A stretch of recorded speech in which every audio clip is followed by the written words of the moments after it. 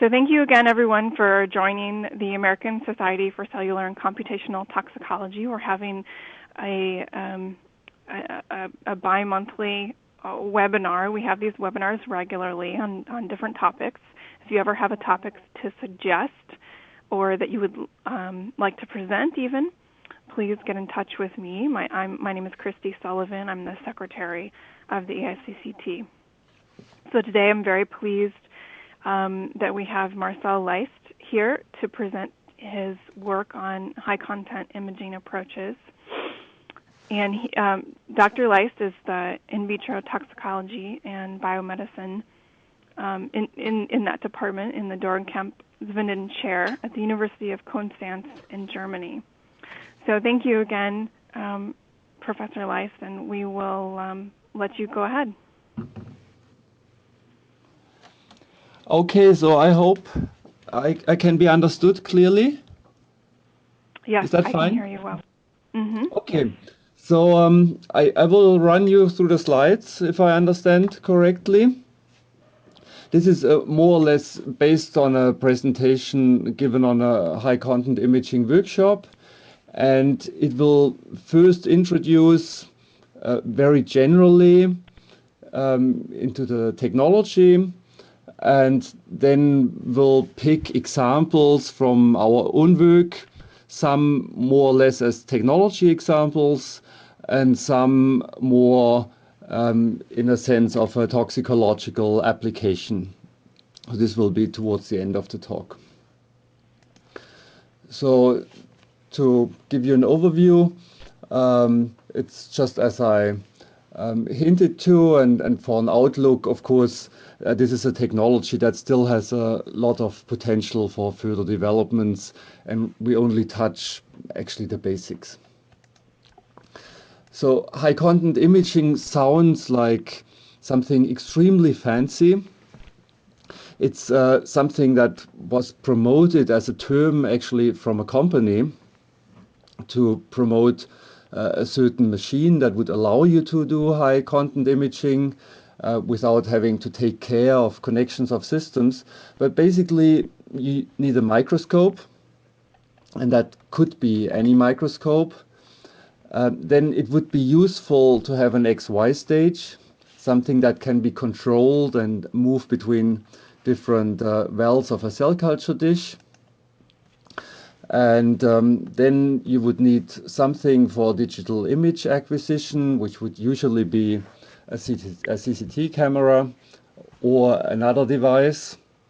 So these are all standard things you could screw together yourself, and you need a computer to deal with the data that are arriving. And there are many high content imaging systems like this, home built or built on the basis of all kind of systems components. And if you put them all together in a big box, then it's sold as a complete high content imaging system. And the advantage compared to the individual elements and the microscope is that you can basically predefine an algorithm of what is being done, how the cells are being moved, which part of the well is being imaged, how the data are being processed in a systematic and unbiased way. So this is the key feature of high content imaging. And so the analysis of the image is usually also taken automatically and usually in parallel for many, many images, so that the usually qualitative information is translated in something quantifiable, and many features can be read out. This is where the word high content originally came from. So it allows you to measure and correlate multiple parameters from one cell culture dish, and that could mean you could measure simultaneously 2,000 cells, or you could measure within one cell 5 or 10 different parameters. So the information would be high content in the sense that you don't get one number from a culture dish, but many numbers. And of course, this allows you to measure multiple disturbances of drugs, multiple drugs or multiple concentrations, so that then the system can be used for screening. And what it is usually used for is measurement of cells. That's why I always mention a culture dish. And usually fluorescent probes or fluorescent endpoints are being used. But of course, there are also high content imaging procedures that are being applied to electron microscopes or to phase contrast images or other variations. And there is also developments to use tissues instead of cells. So in context to toxicology, I think one has to get down, touch ground, and see the high content imaging itself does not solve a toxicological problem. So it still requires a biological model system, and the high content imaging is the readout of this. Often this technology is kind of oversold as solving problems, but it's an analytical technology which requires a biological model system. And of course, the data will then require a toxicological interpretation as in other analytical technologies. So just having said that, we can go on with the technology, but it's not a new model system as such. And examples for applications will perhaps make clear what can be done. And I will start with some simple applications, and most of them can be reduced to counting of something, counting of a cell population, for instance. And typical examples are that live cells are counted and dead cells. And that could be used to define toxicity thresholds. And in mixed cultures, one could count neurons versus astrocytes and determine differentiation or other things. On counting dead cells, one might want to go a step further and, for instance, count cells with mitochondrial damage and cells without mitochondrial damage. It requires different kinds of fluorescent probes, but in the end, what the machine does is still a counting exercise. Or it could count cells with green fluorescent protein or some other protein X that is being expressed or it's not being expressed. And these are the major approaches as it is being used nowadays. And just as a short example, I'm showing data of counting of live cells in a neurotoxicity model.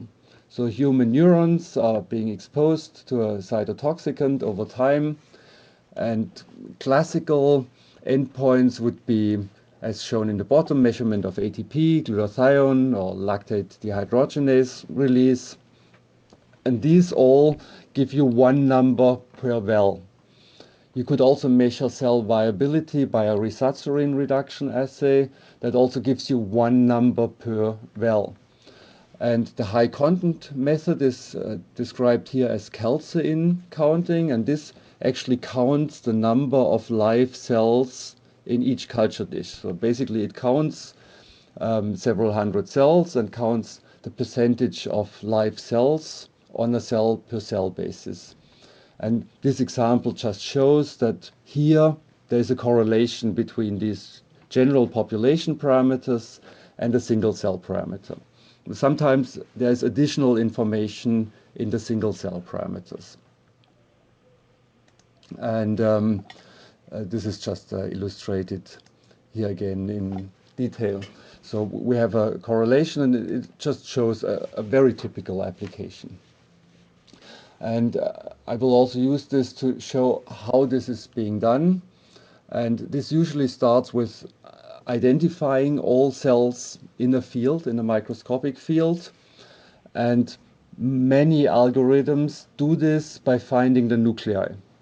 So many standard algorithms require a fluorescent nuclear stain, which is then being used by the computer to find the nuclei, and around the nuclei the cell can be defined. Then usually a second parameter can be measured. This could be the shape of the nucleus itself. This sounds like a technically easy approach, but it could also be something around the nucleus if one uses, for example, a mitochondrial dye or protein stain. One can get information on what is happening in the cell around the nucleus. And if this is done, then basically the system produces a table of cells with combined features.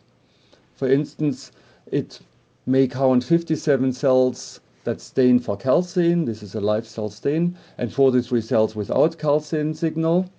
And this is the readout, which then gives an overall value, like on a population level, of 57% viability. So it's a very simple example, but it shows the general principle how these data are being obtained and processed. And I just go on with some examples for counting of cell populations where we now take a particular spatial or intensity information into account. So this is not just a simple counting of cells, but we could stain, for example, either the cytosol or the nucleus and obtain information from this. Or we could stain the cell membrane or endosomes. This would, for instance, give information whether a protein is internalized or not. It's a very frequently used application. And if we understand this basic principle, we understand basically how a very complicated biological endpoint can be measured by just looking at the distribution of the protein across the cell.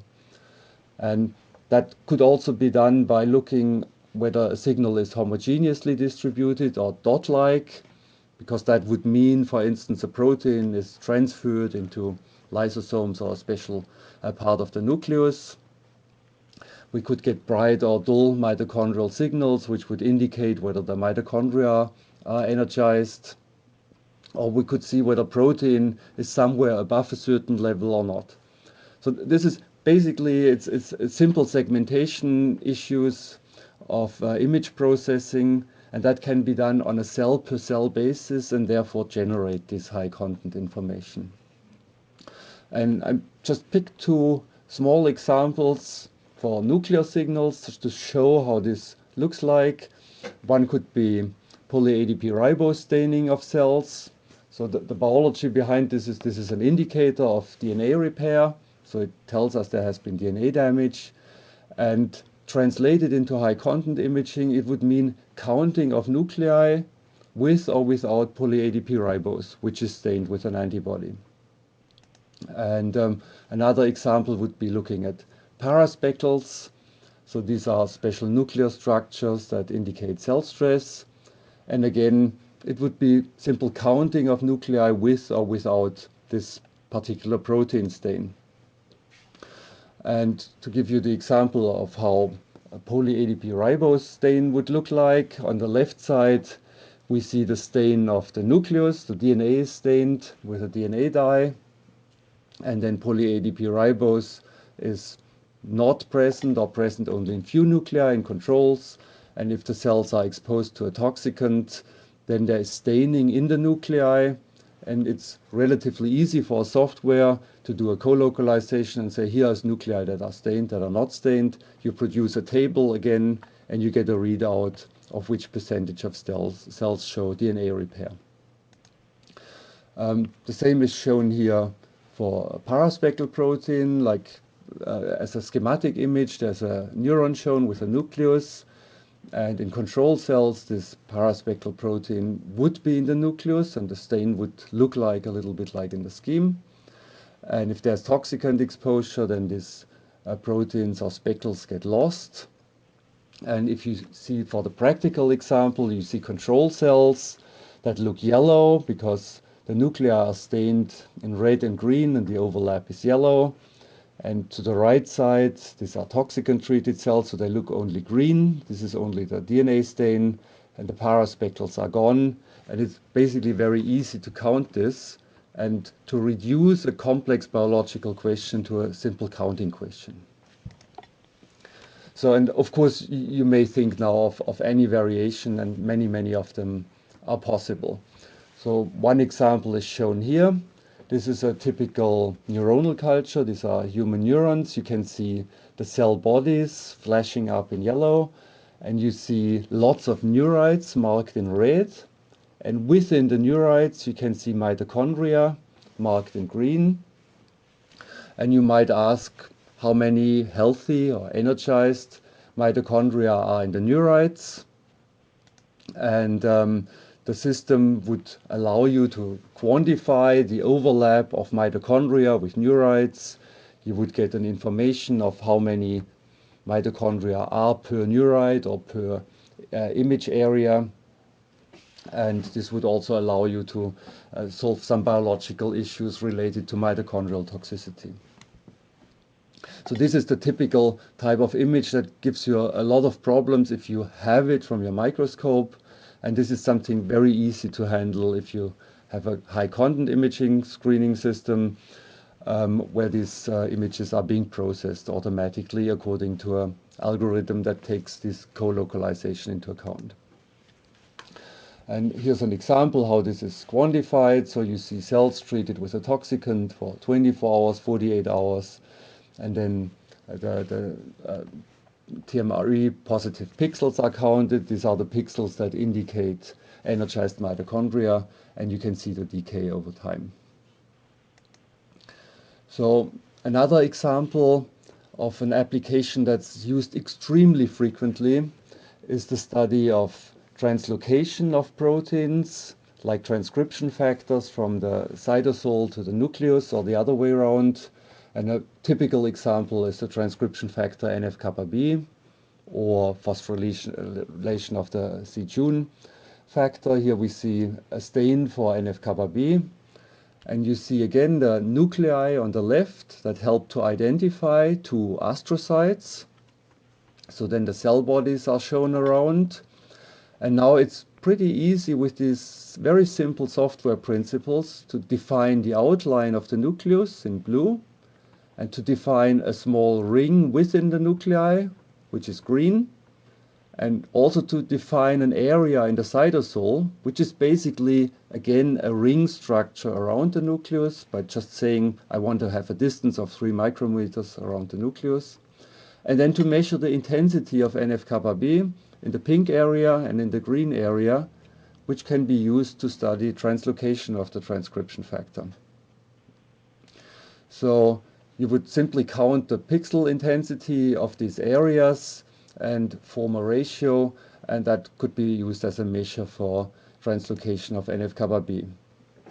And for instance, you would see these are activated astrocytes exposed to cytokines, and you see there is strong staining in the nucleus where there was no staining before in the nucleus in the control cells, and so accordingly these areas would give you a different ratio.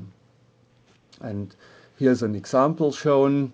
Cells are being stimulated. They are either wild-type cells that are stimulated with two typical stimuli that astrocytes react to with NF-kappa B translocation. You get a nice quantification with very narrow standard deviations of how many cells translocate this or don't translocate it.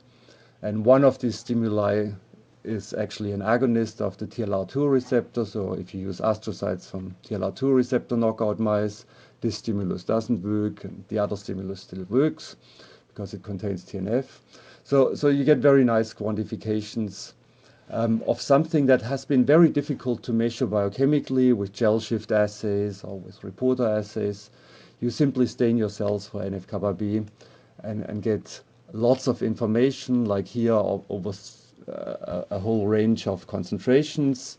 You can use different types of cell populations, pre-stimulated, non-pre-stimulated, and you can get a high number of data points by this relatively simple technology.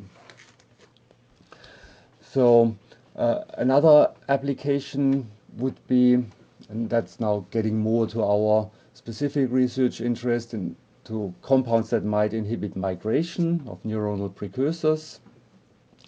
And of course, there are classical options. You could track the cells, but that would require live cell imaging, and usually it has a very low throughput and requires quite specialized software. Or you can use a fixed endpoint. but that's sometimes giving you problems of knowing where have the cells been before, and you need to define the geometry of your setup.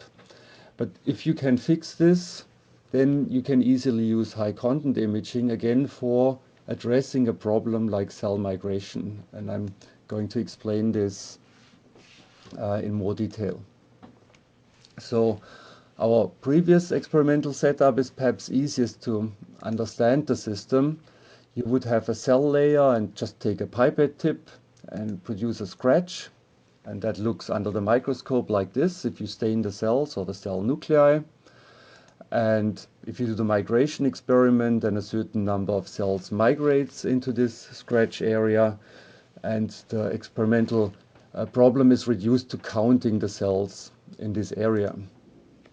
A method that allows a higher throughput is not producing the scratches somewhere, but putting a rubber stopper into a cell culture dish, and that can be, as you see in the images, be done in 96 well plates in parallel. And then you have the cells around, and you take out the rubber stopper, and then they can start migrating into this area.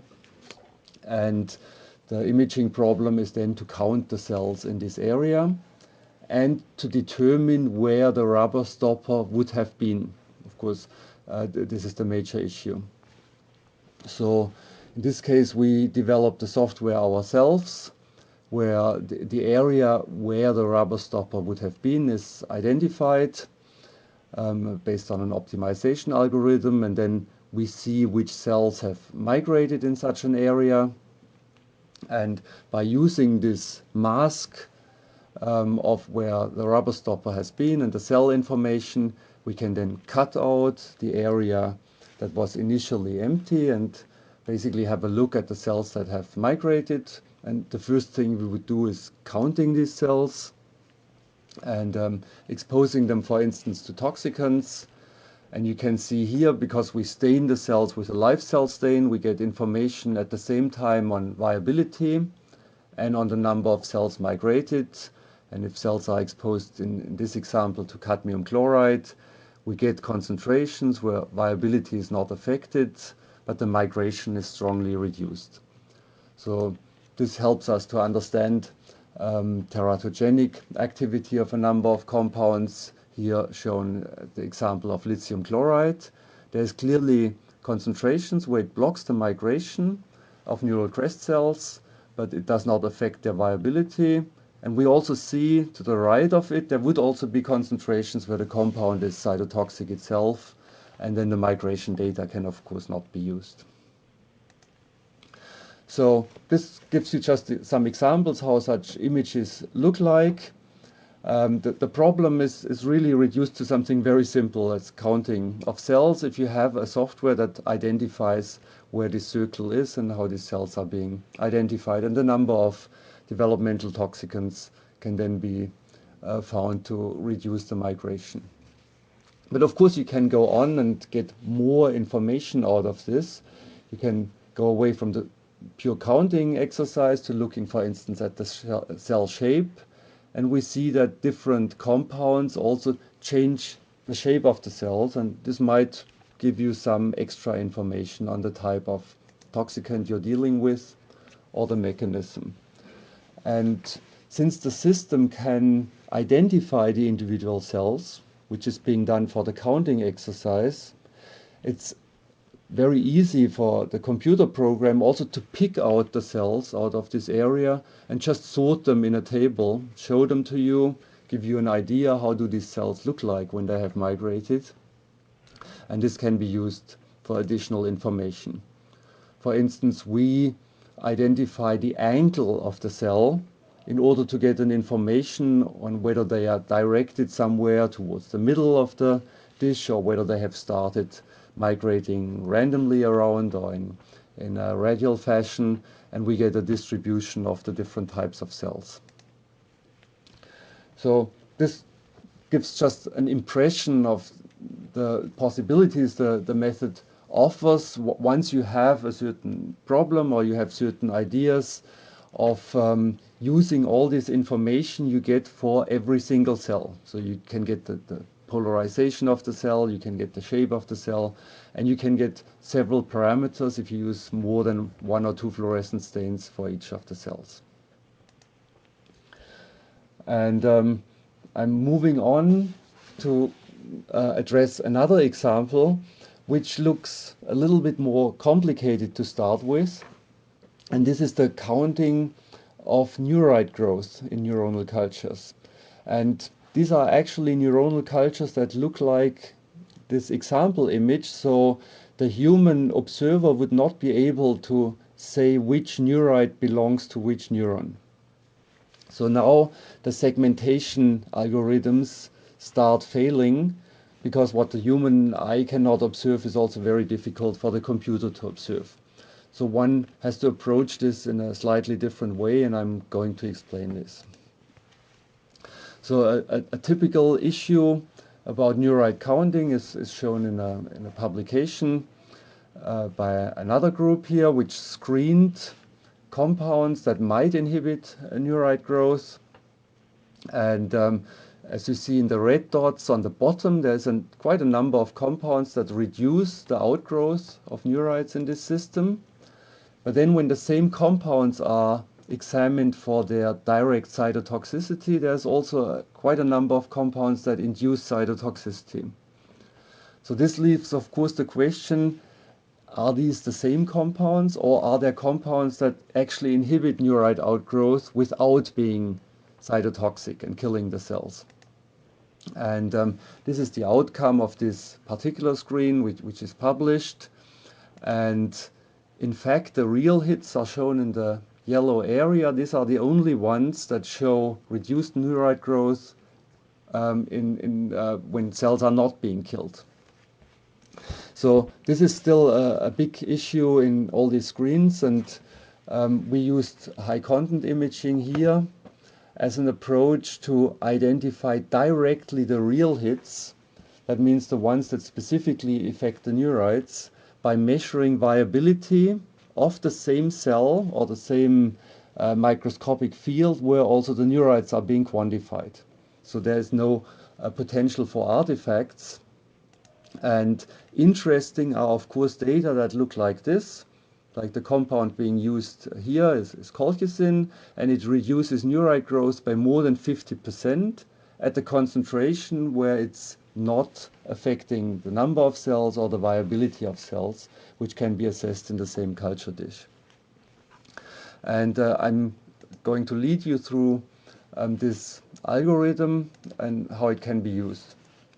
So the basis here is a cell line we use a lot in our lab. They are human neurons that can be quickly differentiated, and one can see how they grow the neurites, how they have the growth cones, and this neurite growth can also be visualized by time-lapse imaging. It's a very rapid process, and they get up to 1 millimeter long.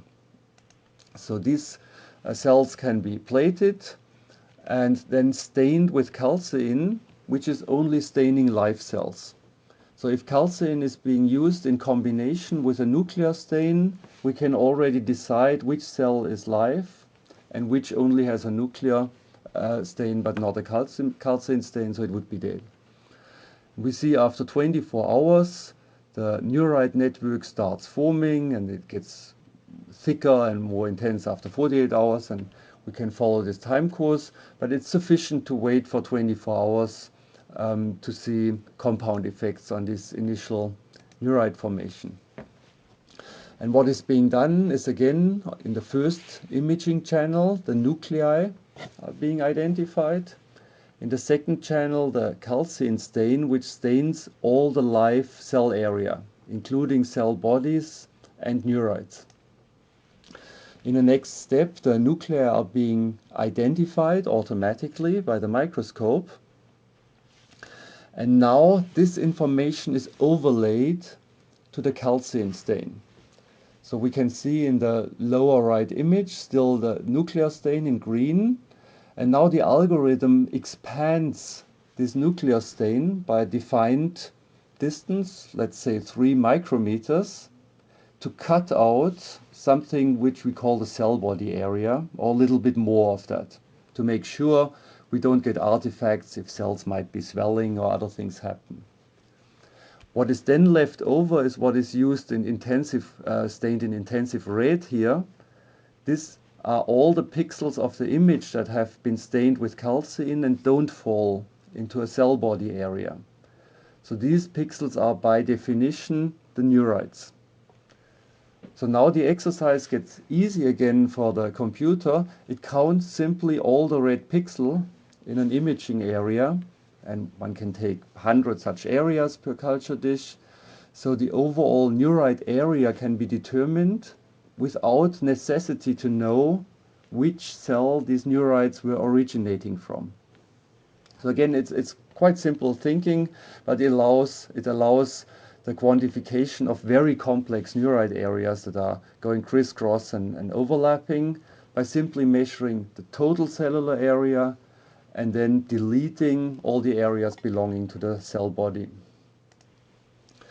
So the area belonging to the cell body, which is deleted, is shown here by orange arrows, and the neurite area is shown by red arrows. Now this can be used to address the issue of specific compounds that inhibit neurite outgrowth. So we do the assay, as I described, for 24 hours, and we determine cell viability with the calcein stain, and we determine the neurite area, and this is always done at multiple concentrations so that EC50 values can be calculated for both these endpoints. Now we can see how these EC50 values correlate, and what you see here is a set of compounds that should not affect neurites specifically. Compounds that you can easily identify are SDS or tween. They're typical detergents that simply dissolve the cell membrane. And they are very close to the solid line, which indicates equality between an EC50 for viability and neurite area. So the ratio is 1, and all these compounds show a ratio of about 1. And we can calculate a 95% confidence interval, which is shown by the dotted line. So if compounds lie beyond that line, we would think that they can affect the neurites specifically.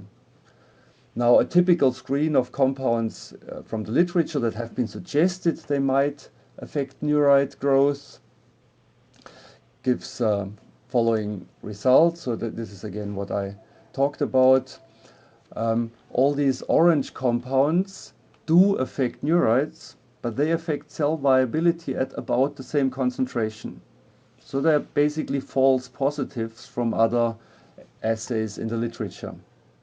And there's of course other compounds. No, I'm sorry, I have a slide in between. This is just to explain how these data are compiled. So an unspecific detergent would of course show similar EC50s for toxicity and for neurite growth, so the ratio would be 1. And a more specific compound, like an ERK inhibitor, which is known to block neurite growth without killing the cell, would have an EC50 ratio which is below 1 and would plot in a different area. And this is what we are going to see here now for the blue compounds. So they all have a large offset, factor 10, factor 100, between the EC50s of the viability and the EC50 of inhibition of neurite growth. So these compounds might indeed affect specifically neurite growth in the developing nervous system. And we can distinguish by this method of using unspecific toxicants and their 95% confidence interval, and the specific ones which are then beyond that interval. And just to show how this works in praxis and how the cells look like, you can study certain pathways like the Rho-ROCK pathway, which is known to affect neurite growth, and a compound that triggers this pathway, like narciclassin, would be expected to inhibit neurite growth. And the image labeled in 2 shows you all the viable cells, so they're very brightly calcein positive. So they're not being killed by the compound, but they don't have the neurites. This can be quantified, so narciclassin is a classical blocker of neurite outgrowth. And if the pathway is inhibited, for instance, by ROCK inhibitors, we can see the opposite. So cells are viable and they have a more pronounced neurite network, and that can be also quantified. So the assay also picks up a more pronounced neurite network, and that's also confirmed by other compounds that block at other parts of the pathway, like blebistatin also gives a more pronounced neurite network, and this also corresponds with the measurements on the high content imaging. So I hope these examples help to understand the different types of approaches one can take there without going too much into the specific toxicological problem.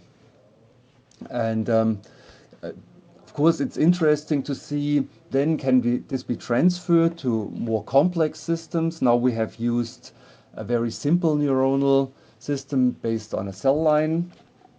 We have asked the question, can we see this also in neurons we generate from pluripotent stem cells? And we are generating sensory neurons, that means peripheral neurons that are very sensitive to neurite effects by a protocol as shown here, and which is also published by Chambers et al. And here you get an impression of how such neurons look like.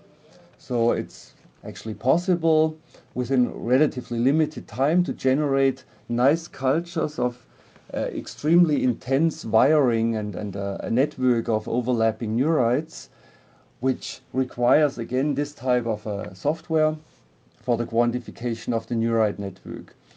And we looked at some of our basic findings from the cell culture model, for instance looking at colchicine, which again inhibits very specifically the neurite growth but not the viability. Then for instance inhibitor of the ROCK pathway, this is this Y27 compound, which increases the neurite area. And then a compound that should not be doing anything, like mannitol, up to millimolar concentrations, also doesn't do anything. So once such a algorithm is available, it can be adapted somehow, and then also be used in a complex model, which also contains some more cell types than the simple cell line. And just to end this, I want to leave you with an outlook, because now we have looked at first simple counting of populations, then looking at spatial distributions or translocations within a cell, then moving on to using field-based algorithms, which are useful for instance, the counting of the neurites or other things. So they are not based on individual cells only. And of course, we can also go to processes that change over time, sometimes also rapidly over time, like intracellular calcium. And I'm showing you, just as an outlook, an example from the peripheral neurons we generate from pluripotent stem cells. So these cells are, of course, important for calcium signaling. Some of them are pain neurons, some are sensory neurons. And if one has a high content imaging microscope that allows a cell culture atmosphere, like carbon dioxide and 37 degrees, then one can also perform live cell imaging in one well or in several wells, depending on the time scale of the experiment one is measuring. And here I have picked an example of several time points. So the cultures initially don't show a fluorescence of a calcium indicator. Then they're being triggered by depolarization with potassium chloride. One can see, for instance, at time point 10, that the whole culture is lighting up. So there's a strong calcium increase in all the neurites. And then over time, this signal is fading out and getting down. And this is something one can quantify, as shown on the green curve, in different ways, and also be associated with other signals one is measuring. And the response is physiologic in a sense. This is just shown here by two small controls. If voltage-dependent calcium channels are blocked in the presence of potassium chloride, then there is no calcium signal. And if opener of voltage-dependent calcium channels is used, there's a much more pronounced calcium response. So one can use this, for instance, to address the issue of pain signaling simply by using microscopic images and the appropriate quantification of this. So I hope this was going the right speed. Of course, these are some experiments I used as example from our lab, and they have been generated by lots of people in the lab. Sometimes we also got help for differentiation of the stem cells and other things from collaborators, which are mentioned here. And as the last image, which is not high content in the classical sense, you get an idea where the University of Constance is located, just in front of the Alps and close to the lake. And I hope you have enjoyed this webinar. Well, thank you very much, Professor Leis. That was a very interesting discussion. I'm going to unmute everybody in order to see if people have questions. If I do this, there's going to be some background noise, so if you could please kind of mute your own phone while other folks are talking, that would help cut down on some of the background noise, hopefully. So here we go. Everybody.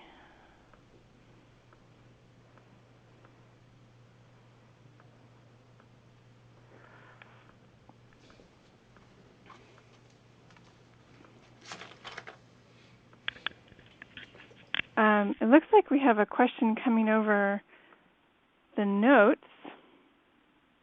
It says it's from William Irwin, and he asks if you calculated the Z factor for the assays. Yes, of course you can calculate it. Of course, that's for the assays where you have quite a high throughput, and it's worth doing these calculations, and you have the background data. So we have calculated it for the neurite growth assay, and we have a signal noise ratio in the range of 60, and the Z factor was something like 0.7, if I remember right. It's in the publication, but it was done for this assay because we screened a number of compounds. Bill, does that answer your question? Yes, that's exactly what I needed. Thank you. Great. So do we have other questions?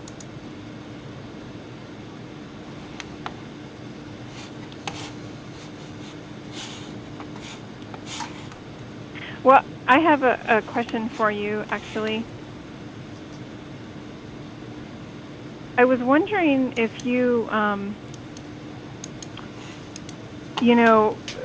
thinking a lot about how we can take some of this data and use it to put together adverse outcome pathways. That's kind of my thought process at the moment.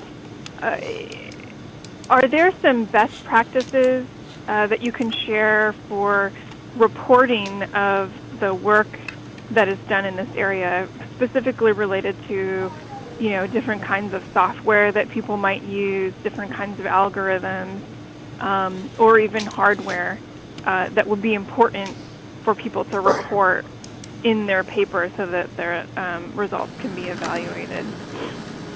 Okay. I sent two types of questions here. So if I understand it right, one was more a toxicological question about AOPs, and the second more technical or quality control question about method documentation. So if this is right, I address the second one first. You have realized I tried to keep it as general as possible, not naming one particular company. I don't think there's anything wrong. I'm not making advertisement. For instance, there's the company Celomics that coined the name high content imaging. So we often use the term automated microscopy to keep it general. And I think the most important thing for publications that allows others to reproduce it is not to refer to a specific machine and saying we use protocol number 23 of the supplier, but to really indicate the technical settings and the algorithm settings that have been used in that study, because that allows any other lab using another system or a simple automated microscope to use the same settings and try to reproduce the data. Just making it too much black box and referring to a defined commercial system takes away the transparency of the method. Okay. Yeah, that makes And, sense. and That was really my question. oh, okay. But I mean, if you had something to say about attitude I'm having, but I always feel that people should be able to reproduce research results without having one defined machine. And in this area, there are at least 10 different suppliers, and some simply buy a microscope with an XY stage, and they're very good in putting together a system like this.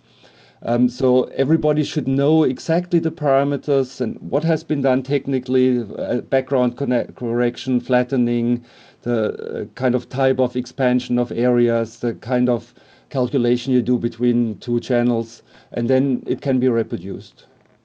Okay. Great. We had another question come out over the chat, and it's from Robert Bashinsky, and he says he would like to know if it's possible to analyze in 3D models or in high-density cultures.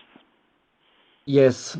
Yeah, a plain yes, but you need, of course, a technical solution for it. And so again, I try to keep it simple because the issue will be the same. You can use, instead of a CCD camera and a normal light source, you can use a laser and a confocal microscope. And there are also ready technical solutions for this, several ones. And then you have to select either a certain area in your 3D system, or you scan the whole 3D system, then you do a SET scan and you extract the information from this. And you can even go further. There's labs like Bob van de Water in Netherlands, in Leiden. He does time-dependent 3D imaging. So for instance, transcription factor translocation in 3D cultures by using this type of confocal system that works relatively fast. But you have to imagine you have to find some technical solution. For instance, if you have spheres, not to have them moving around too much, so you might put them into a gel or some agar or something, or you do some very fast recording. But basically, it's done. There's companies that offer the service, and there's also academic institutions that develop technology in that area. Okay, great. Some of you might have noticed that I've muted a couple of people who had some background noise going on, but that's fine. If you have more to say, please use the chat. So John Wilkinson has a question. How deep a 3D structure might be imaged, and is choice of scaffolding important? Yeah, so this is someone who has more of the technical problem or tried it already. Of course, there is a limit to what you can penetrate with light. And that depends again whether you use 2 or 3 photon confocal technology, which I would guess the maximum you would reach then is 200-300 micrometers. But this is also a size of, for instance, spheres, which is the limit of very good nutrient and oxygen diffusion. So it's quite useful if you can penetrate into a sphere 200-300 micrometers. The sphere can be around 500 micrometers. You still get to the middle. And the scaffold,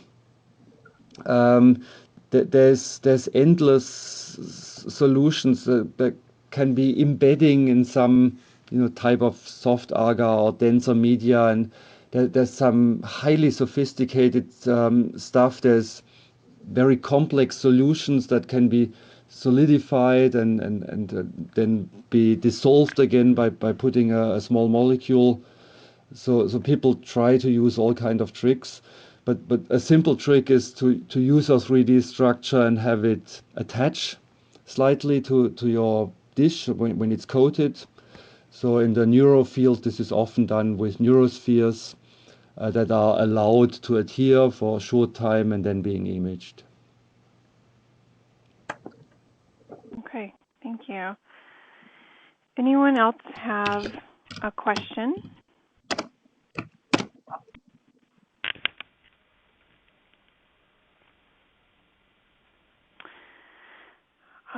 Yeah, we have one more question, and Bill, you're actually unmuted, but I'll go ahead and ask it for you. What is the throughput in compounds per day for the neurite outgrowth assay? This it's a good question. This depends not so much on the neurite outgrowth assay as on the peripheral machinery. So I also didn't go into this. I know Bill Oeberg is a pioneer in the field, and he did also use this assay in high throughput and screening lots of drug compounds. But then you can attach to your microscope, for instance, a robot arm.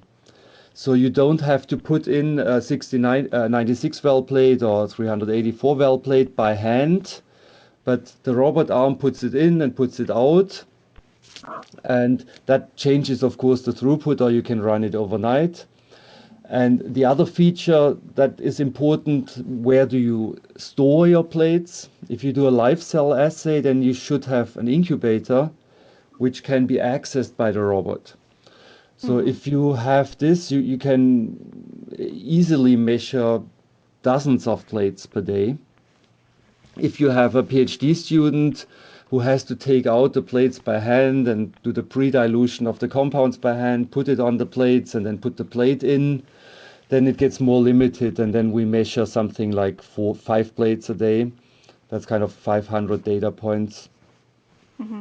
So it's really dependent on the periphery. The measurement itself takes only minutes. Great. Additional questions?